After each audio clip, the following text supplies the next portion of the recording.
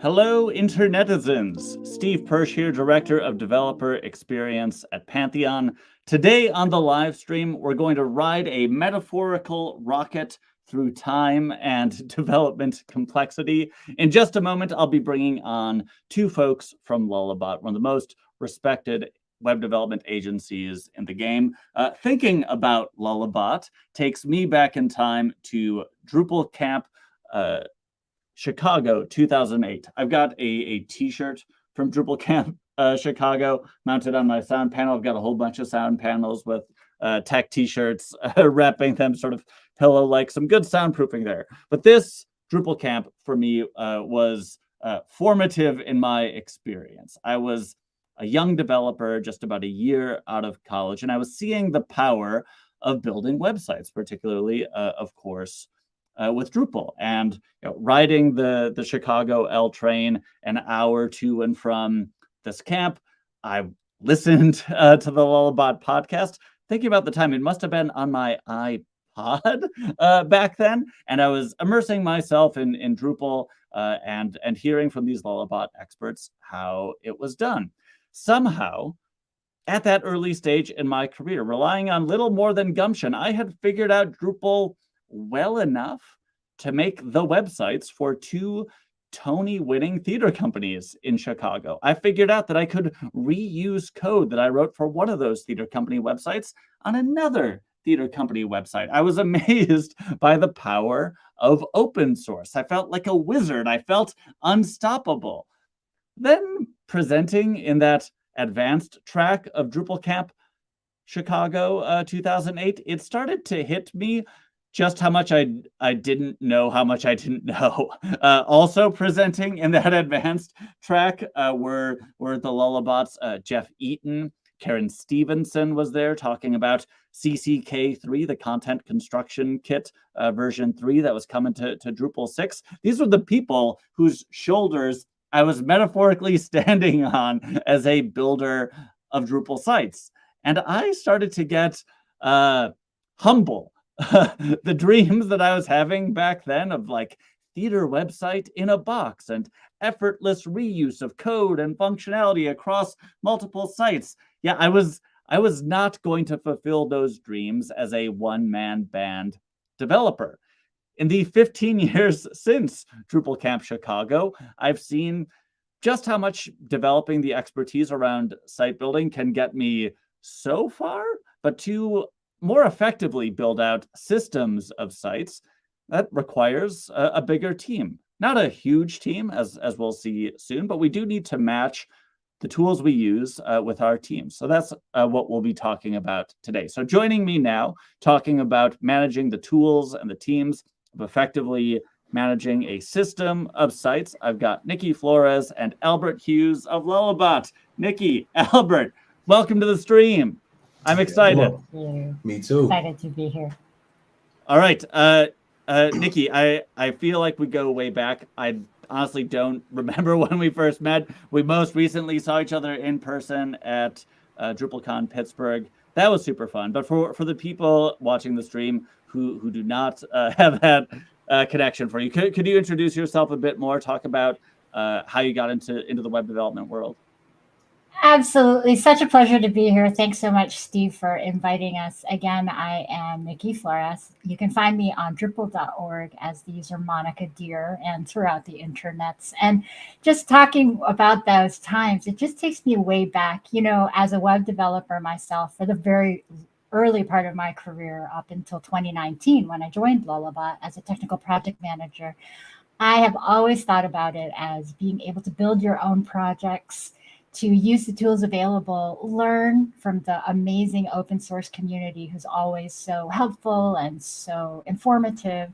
And I know for me, the dream is to just use the web to connect people, foster community, connect across different environments, across different ages, across different cities, just an international approach, and being able to basically scratch your own itch, build your own project, create your own solutions to the problems you see in your own community. That's always been a driving force for me. So yes, I'm calling in today from Lansing, Michigan, Michigan's capital city, where I moved here last year. And as mentioned, I'm a technical project manager now at Lullabot working on enterprise projects, and very happy to be here. Thanks so much. Yeah, well, so happy to have you on the stream. Albert, how about you? Where are you calling in from today? Yeah. I'm calling in from Houston, Texas. I'm Albert Hughes, a technical project manager at Lullabot. I started developing websites. This was before social media and before Wi-Fi. So I don't want to date myself, but it's been a long time. And I came up and I started HTML pages, and then I discovered Drupal around Drupal 5. That was, I want to say this was 2006 or 7, around the time CCK. And I too came up on the Lullabot training DVDs where I would see Karen and Jeff Eden and Nate and all these folks. And I inspired to want to join Lullabot, and had the opportunity to do so. So I was able to, I worked at Lullabot previously around 2011. Then I've had a career that has involved Drupal, web hosting, whether that's for the University of Texas, worked for the Memphis Grizzlies. I did some freelance and contract work, but Drupal and web development has always kind of been right there in the forefront. And so came to Lullabot again in 2021. And again, been on multiple enterprise level projects where we've not only just built a website, but we've built systems and platforms for multiple sites. And so that's what I think that's what we're here today to discuss. So very happy to be here. And shout out to everybody on the stream watching. Yes. In the prep calls that we've had, as Albert, as you've been showing me what you and the folks at Lullabot have been doing with GitHub Actions to manage a system of sites, like it's been a bit mind-blowing to me to see how slick some of this is. And we're if we can pull it off in one live stream, we're going to take it back a couple layers, before we just show like this one GitHub repo that has a bunch of GitHub Actions that feeds out to dozens and dozens of sites. Like, okay, that might be too much complexity to just jump straight into. So we're going to start at a much simpler, I say simpler level, but I also know that we're about to see is also complex in its own way. Like thinking about Lullabot, and I forgot about the DVDs. Those must be a collector's item somewhere. But the Do It with Drupal conferences that Lullabot was running. Nikki, if you could bring up your screen share. Sure. You have an enthusiasm for books, book related websites, and we'll follow that train of enthusiasm, thinking about like, okay, how could we make one book-centric website in Drupal, and then if we wanted to carry that energy through and make a system of book-related websites, how might we do that? So first, certainly, I'll set the stage. Oh, go ahead. Oh yeah, set away. Yeah. So again, back to that CCK fields, learning how to do Drupal, building your own projects. I want to set the stage for web development is accessible to anybody watching this. If you want to build something, you have the tools at your fingertips with Pantheon, with Drupal, with any of the open source platforms. And our idea is to help you think about, put the bounds on the different project you're trying to solve. So like what Steve was talking, what you were talking about theaters, performances, actors, stages. If you can think about your own project and break it down into the different pieces, that is also something that I encourage folks to do. Find mentors to help you with and just start brainstorming. I'll bring up my screen and share with you a version of a brainstorming tool that I learned about from my colleague Mel at Lullabot. It's called Miro, and Miro is it's the equivalent of paper, being able to put your sticky notes on the board. So let's say with the state of American literacy, and many of us, raise your hand, not having read a book in the last month, my idea is to foster literacy, to foster learning, continuous learning, and education. So let's say I wanted to build a book review site that I wanted to do as a dog fooding, right? Like on my own project for my own personal need.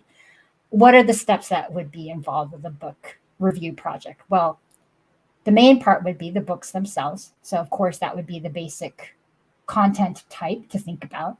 Then breaking it down even more, a book review would be attached to a book, right? So you would always have a book be either the parent or related to in some format to the book review. The review itself, there might be multiple reviews, but they would be attached to users. So for example, a user would be able to create those book reviews. They might be able to create multiple book reviews. So again, we're using some of these tools to think about how these interactions happen. And a user may have their own stream. They may need to, I don't know, use Facebook to log in, or maybe I want to make this as a paid version, or they can log in with some sort of social profile, right? Mm-hmm.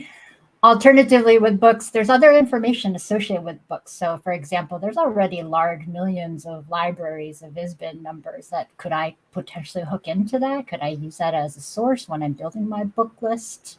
Maybe I need to do an integration, right? I know a book also has an author. So this also helps me determine the relationships, because I was just thinking today, I'm saying a book has an author, but a book may have multiple authors, or it may have, a compendium. A author may not even be first name, last name. So there's lots of ways to think about this. Oh no, Nikki, your audio cut out a bit there, but I think. Oh no, can you hear me? I can hear you, and oh no. I think you're back. Maybe the problem is on my end, but what we're seeing here is that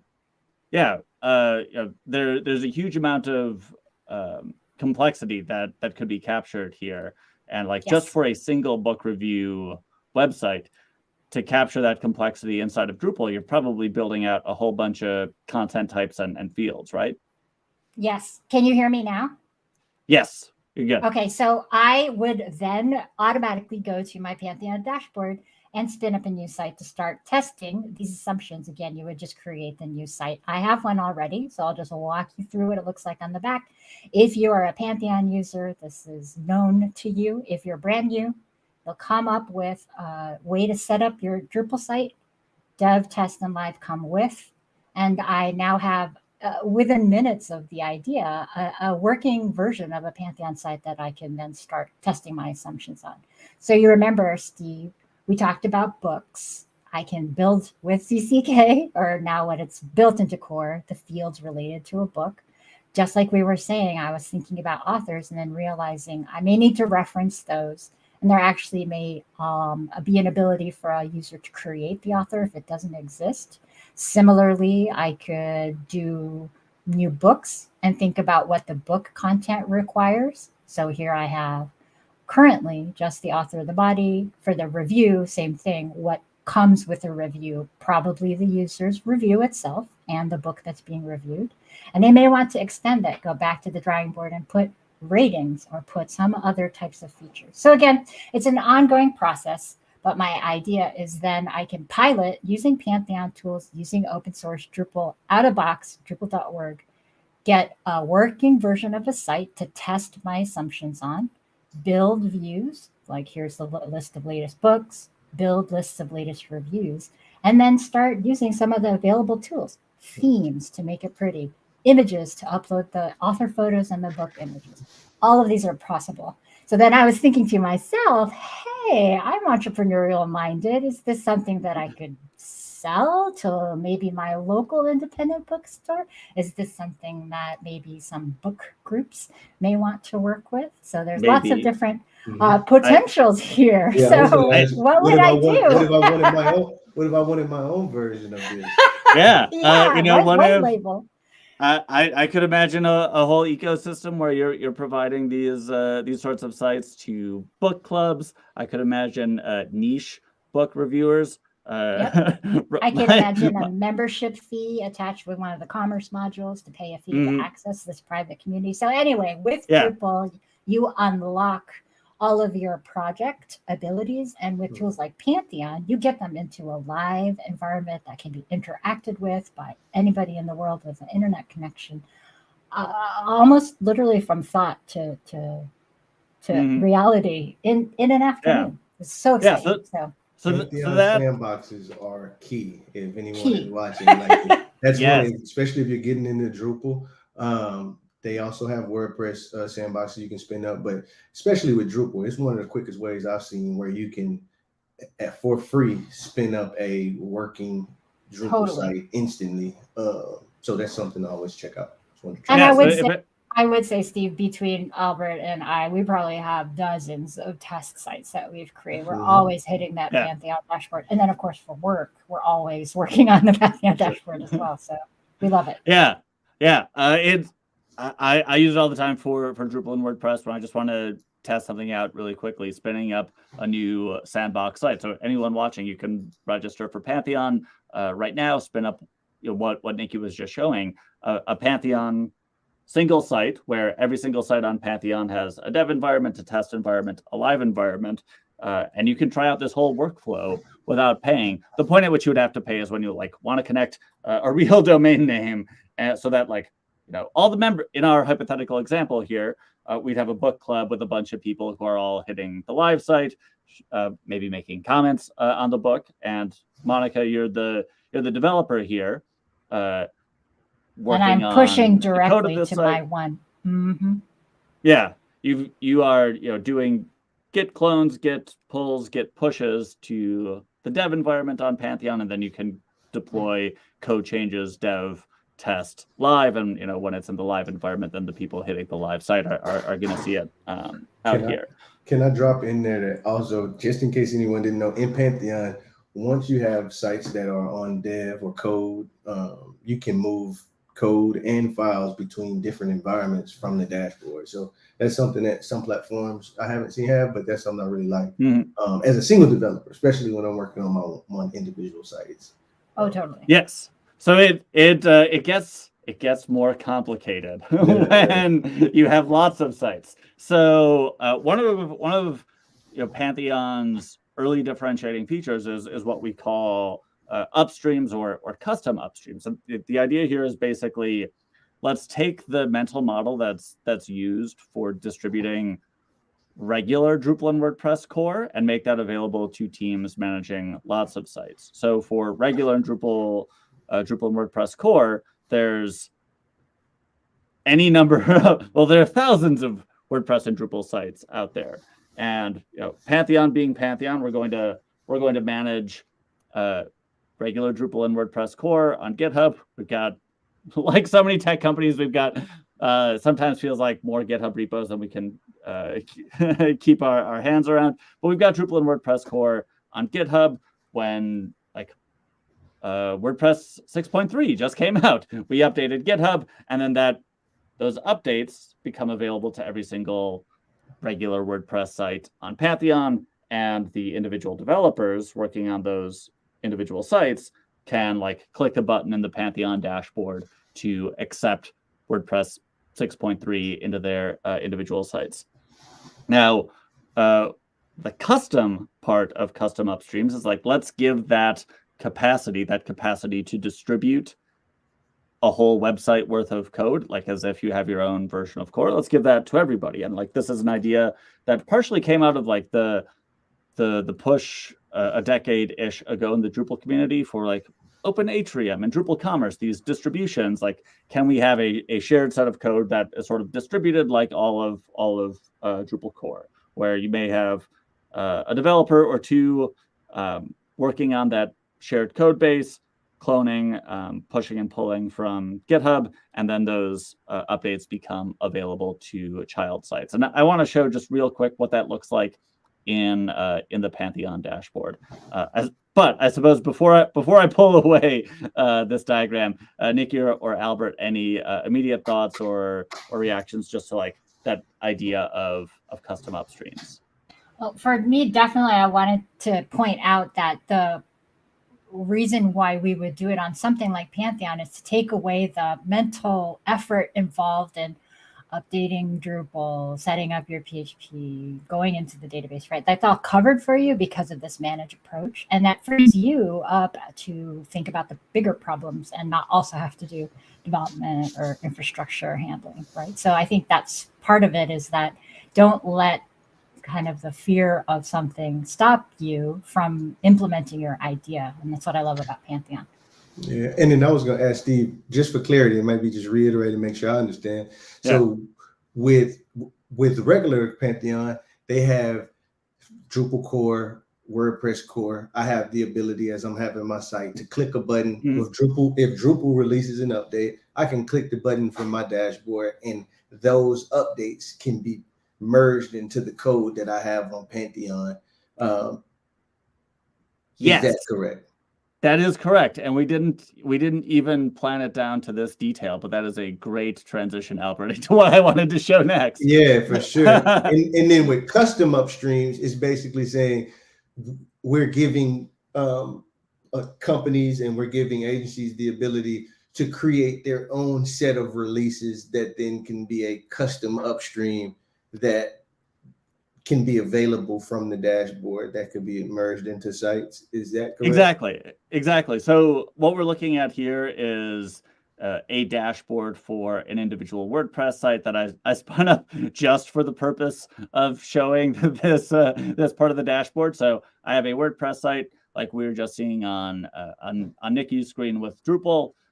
And any CMS site on Pantheon is going to have those dev, test, and live environments because we want a separation of the live environment where the public or your users are signing in, editing content, perhaps making comments, constantly changing the database. We want that separate from a dev environment where code might be getting changed. You might be changing code on a local environment. You might be changing code on a multi-dev environment. But the dev environments can be unstable to a degree. And then when you're ready to push your code changes up, you push them up first to the test environment, one last check before your changes move live. So in the dev environment here, I mentioned WordPress 6.3 coming out. This site happens to be running on a custom upstream, but the experience of someone using the regular WordPress upstream would be very different. They would, or I should say, it would be very, very similar. They'd see this box here saying like, hey, there are updates available. It wouldn't say from Steve Persh, it would say from Pantheon or something. In the case of this custom upstream is something I created like 5 years ago in the context of Demo University, a fake university here, where like, what if I just wanted to stamp out similar sites for academic departments within a university. So in the Demo University dashboard here, I've got the creative writing department, the anthropology department, biology department, electrical engineering, on and on. If I am wearing the hat of like central IT for Demo University, I can maintain my custom upstream, as it's called, on GitHub. And when WordPress 6.3 comes out, I did this just a few minutes before the stream here. I took the tag that had been made on Pantheon's copy of WordPress, merged it into my copy of WordPress, and my copy of WordPress here just has a few tweaks to it. For my hypothetical university, I was using the understrap theme. I can never keep a straight answer on where to start with WordPress theming. I'll leave it there. The block editor is making me rethink WordPress theming, and that's probably something we'll have a future stream about. But in any case, for both Drupal and WordPress, the historic answer to like, how can we think about these layers on layers on layers? It's like, oh, they're just different directories and files. And in the case of WordPress, something like WP admin, those are files that should only be changed by like the WordPress core team. Whereas something like a theme, I have this understrap shared theme in the imagined reality of this Demo University. Say the central IT team would maintain the parent theme, and then if an individual academic department, biology, anthropology, or whatnot, wants to make tweaks to their child theme, you do that in the child theme. Very similar to what Drupal does with parent and child themes. Very similar to what Drupal does with modules, and WordPress can do with plugins, where you just have like a social, somewhat technical understanding of these are the modules or plugins that are shared across the whole university, and this is your module or plugin that is specific to your one site. So in the way this is architected, it's architected on the assumption that these individual sites want the capacity to be able to do it from the think of dashboard. To work from the dashboard and work somewhat autonomously. Like Mhm. with custom upstreams, we're putting in some level of guardrails, but we're leaving the optionality, organization by organization. How independent do you want these sites to be? Do you want an individual academic department cloning a repo and making changes? Okay, they can. Albert, though, Would this be the time to talk about the examples of yes, the I feel like multi-site? now's a good time to transition to the big project you've been working on, where that level of independence is really not something you want. Yeah, You do want the benefit of like these sites, of child sites having their own infrastructure, their own databases, but you don't necessarily want them. You don't want to be cloning 60 separate Git repos. You want to be working from one for the project that you're on. So how about I'll turn off my screen share now, and we'll bring up. Yeah, let me talk through it real quick and just say this is so one, I want to level set, because sometimes when I've talked about the project, there's an assumption sometimes that we're talking about multi-sites or sites that like multi-sites, and each site is using like a shared database and things of that nature. So I want to clear, these are individual sites with their own databases, and then this is the problem, and this is the thing we were solving and what we were able to do with Pantheon. We wanted individual sites with individual databases, standalone sites, that the code and the functionality all comes from one shared and maintained code base. So one main code base that could then get distributed to different sites that have their own code base, their own database. Maybe they have the flexibility is within configuration and things and actual content that would be saved in their database. That's the difference.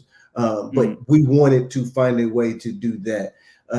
And so one of the big projects we hosted on Pantheon. We spoke about it at DrupalCon with the American Booksellers Association. We wanted individual bookstore sites, and when you have e-commerce and you have things, I think we were trying to solve for having these things in one centralized location. And so going forward, this is the approach we took. We didn't exactly take the custom upstream approach, because we wanted to do something a little bit more specific. And I know we could talk. I think there's multiple reasons why you would want to. There's some developers at Lullabot that could probably give you awesome reasons and like explain. But in this case, we did want to use our own approach, where on one project we did it in GitLab. In this specific project that we're going to talk through, or like give an example, we did it in GitHub, and we were able to leverage actions and workflows to automate kind of a whole process of creating and managing this system of sites. So yeah, I think we can start with the slides. Let's flip around our stream. So there we go. Yeah, what we're seeing is screenshots of your GitHub interface with some details redacted. Yeah, just showing a screenshot. So in action, just to talk through it from a high level, is like we have actions set up to do a few things. If you look in the left column, we have some stuff around accessibility tests. We have things to get us set up, but the first one, and that's relative to this, is we have an action to create new Pantheon sites. So as we show, when Nikki showed, we can press a button and create that site from the dashboard. Because we have a lot of sites and there's additional things we may want to add to it, we wanted to automate that process so we can do multiple.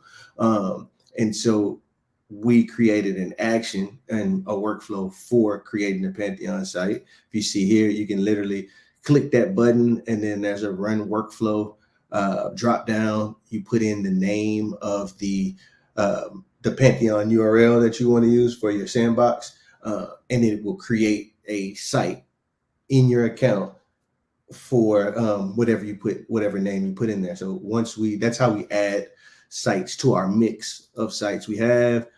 See here, once you run, it runs through some steps that are set out. And all of that is defined in a YAML file. You can see here through a workflow, and it kind of takes us to the steps. using Yeah, the magic of Pantheon, Terminus, and things. Go ahead. I'm pretty sure you might have some. Yeah, I was just going back one to show here that I see you have deploy to dev and deploy to test and live just done together. That's like I've been working at Pantheon 8 years, and that's something we've talked about. Like, in some situations for some customers, would it be preferable to have dev, test, and live just all spin up at the same time in the site creation experience? Because like as we have it now, when you make a new site on Pantheon, just looking through the dashboard, like you make the dev environment, you install Drupal or WordPress, and then you copy to test and then to live. And then like once you have all three, then the workflow has like canonical database on live and code moving up. And anyway, it's instructive to me as a Pantheon employee to see like, oh yeah, Lullabot they're just doing that. They're just making all three at once. So there isn't the possibility of that potentially confusing in between time where dev exists, but test and live don't. You're just making all three at once. Yep, for sure. I'm seeing that, and that's the power of automation. Yeah. We saw that.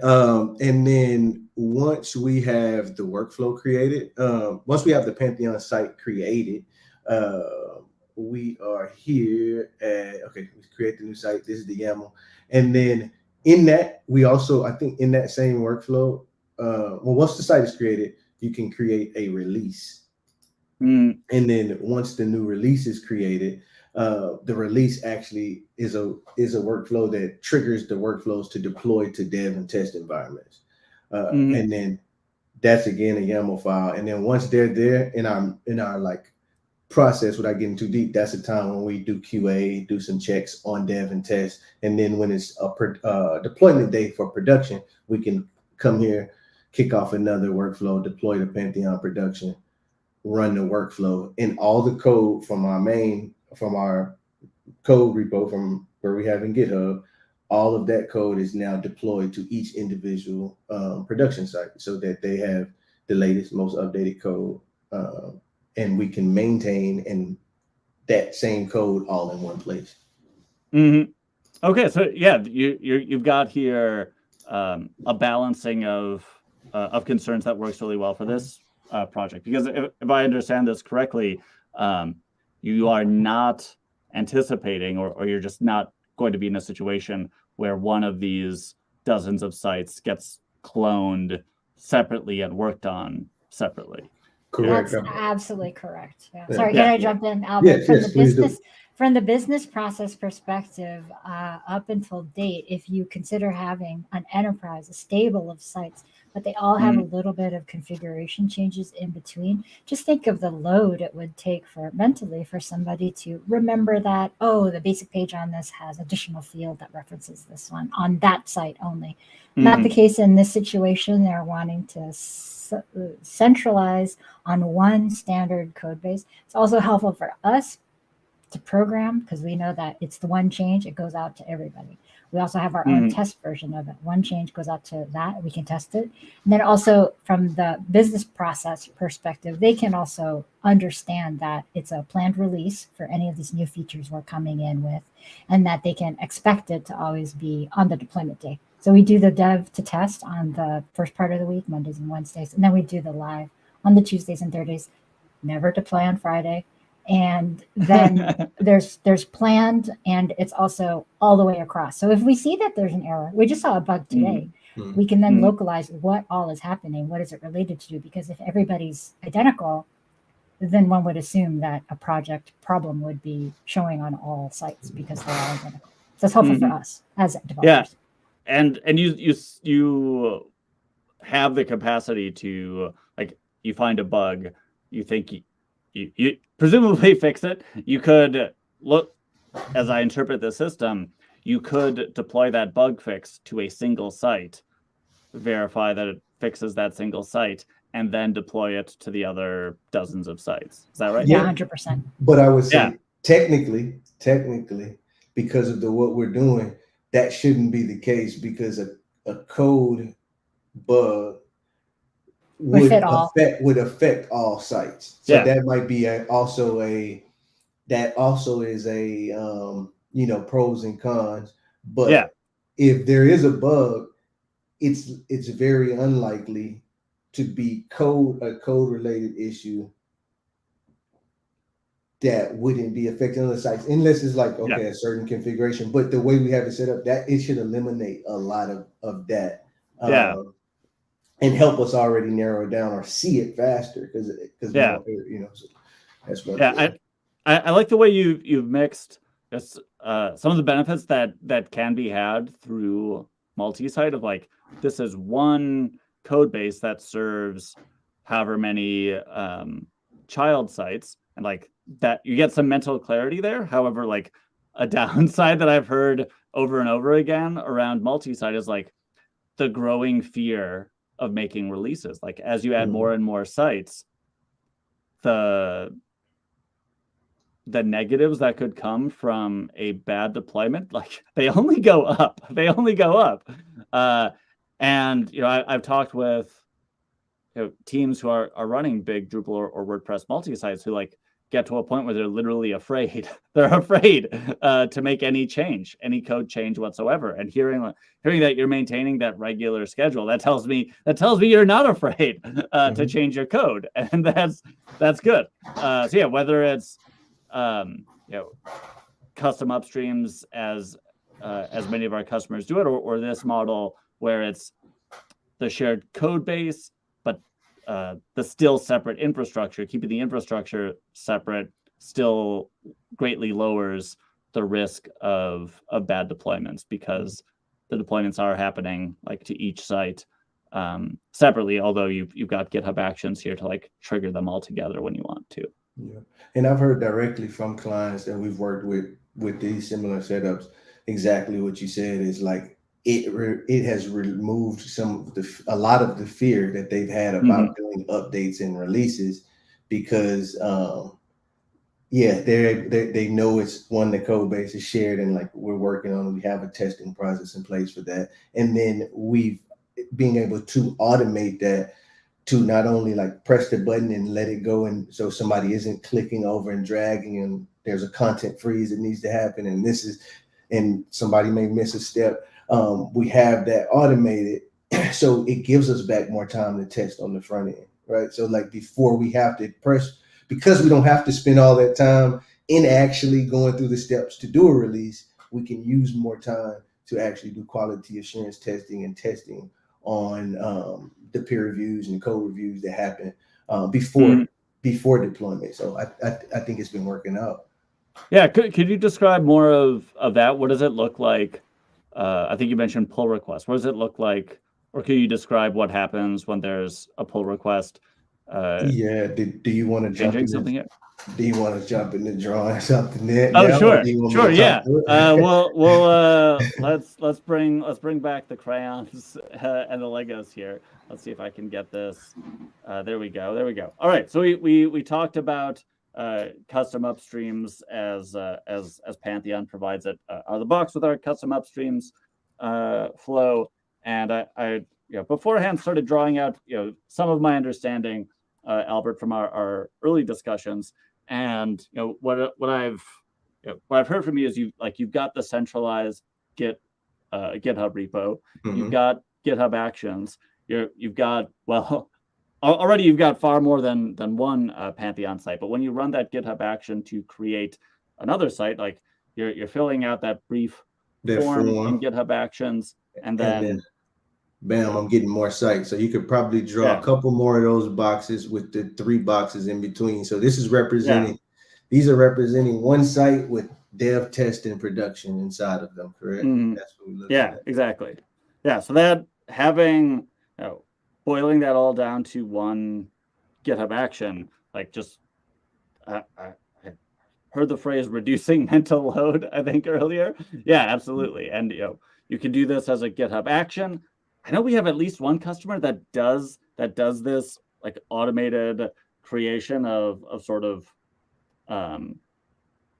repeatable sites. They do it with a Slack bot. I don't know. Oh, yes. I've heard that. We've heard about that. I want to say there may be somewhere at Lullabot that, like, I've heard the same thing. Like you could trigger but they may be triggering the action from the Slack bot, maybe, or I don't know. Yeah, maybe. Yeah, I mean that there's so many boxes we could draw here. But this is the way we do it. Yes. If we go back to it, we have it in the GitHub repo. If we want a new site on Pantheon using that code base, we can use the action, and then in Pantheon those are set up. That's what you're thinking, Nick? Yeah, absolutely. And just like you're showing, the users, the authors, the content varies per site. So purple is doing a yellow palette, and the light blue is doing a different hero image on their landing page. But everybody's using the same building blocks. Yeah. I imagine for this set of end users, they probably only know about the live environment, and they might not even know Pantheon exists, right? Yes.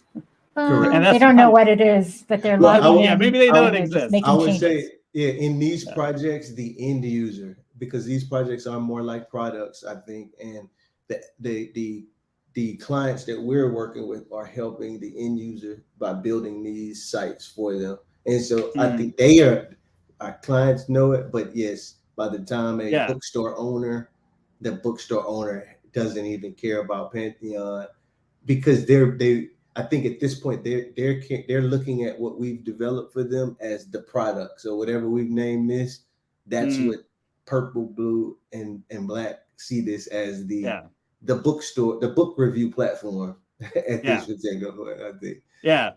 What you're describing reminds me of a university that was operating in a similar way, where like Pantheon's chief technology officer, before Pantheon even existed, had architected that kind of like internal platform for the central IT group of this university. And for like a decade, that central IT group, and I'll say this is the central IT group. They've got stakeholders in those academic departments. And for a decade, they're like, I'm managing, demo university sites. And you don't need to worry about how demo university sites are run. You just have your demo university sites, biology.demo.edu, and on and on. And at first, I think those just ran like on servers on the physical campus. Eventually, they move into the cloud, and like it's fine, and it's done with Drupal multi-site, but these people have no idea what Drupal multi-site is, and like again, that's fine. And by the time they come to Pantheon, they switch to custom upstreams,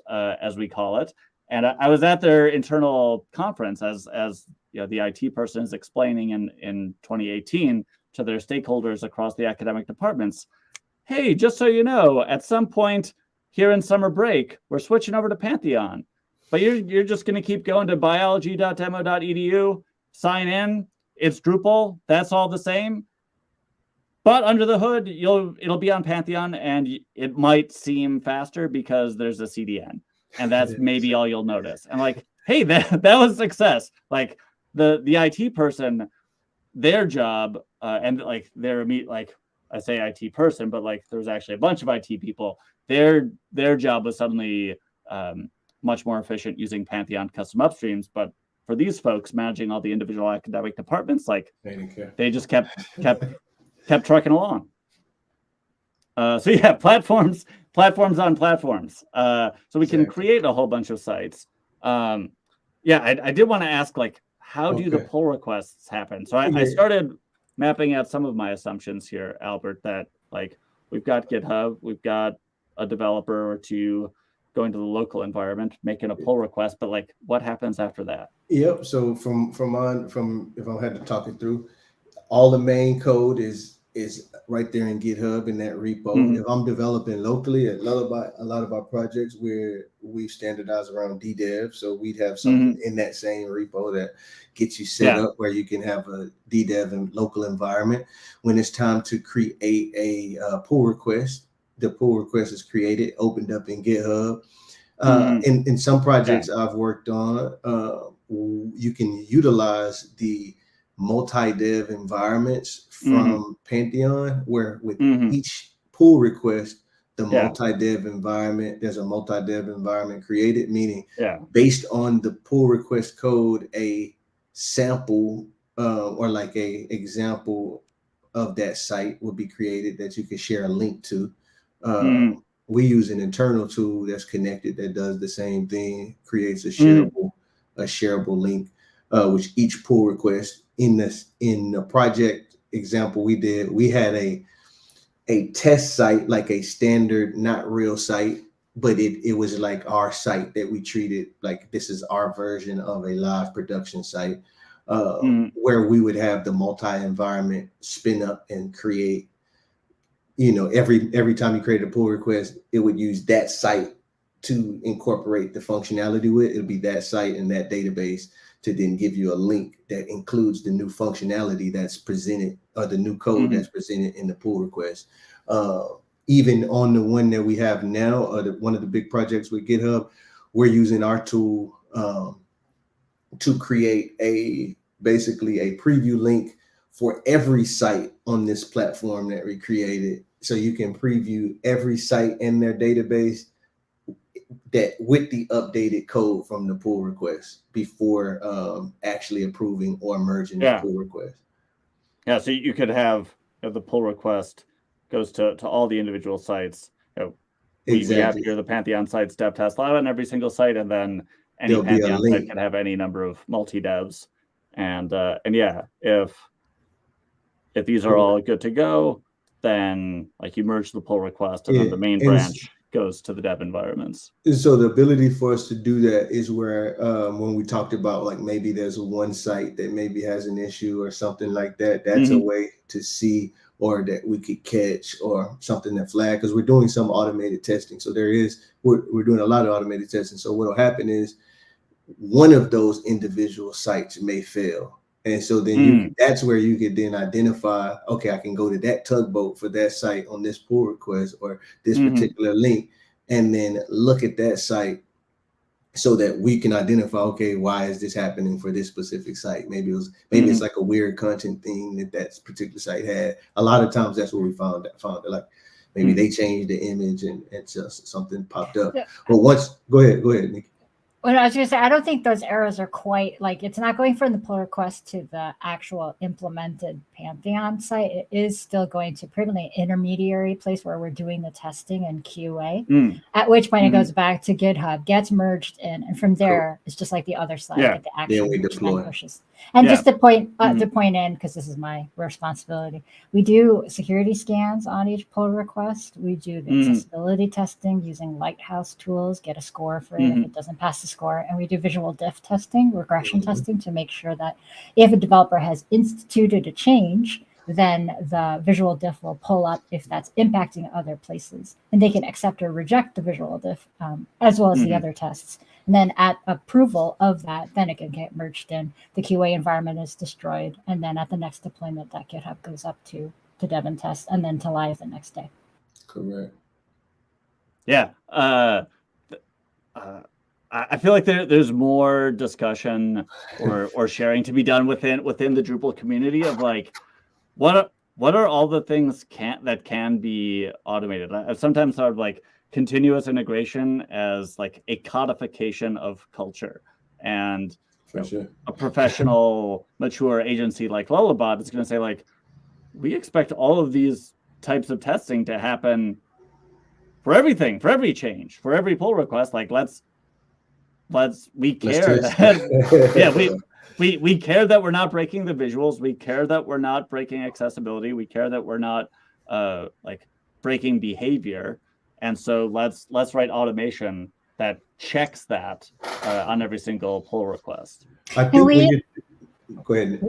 We use that internal tool called architecture.lullabot.com. That's actually visible to everybody. It's not internal. But we use that to help us all codify, like you said, our decisions about things. So that's open to the community to reference.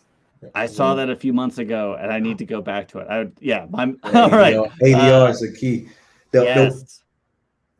I think the one thing I was going to say that having those automated processes and what Nikki described with the testing, I think is almost the thing you have to do when you're managing sites or a group of sites like this, because if not, like they're trying to scale back or rolling out bugs that affect, 100 sites, and now you have 100 people wondering why something is broken. Like the only way to manage that, or being able to test against all of these different sites to make sure that something doesn't break on the individual sites. I think that's one of the keys to being able to manage and maintain a platform of sites like this.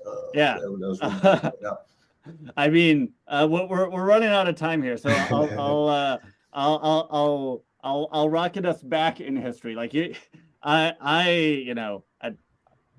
don't think I'm unique in the respect that like I figured out like, oh, I really, really, really do need some kind of deployment pipeline because, for a while as a developer, I was just SFTP and straight to the live environment.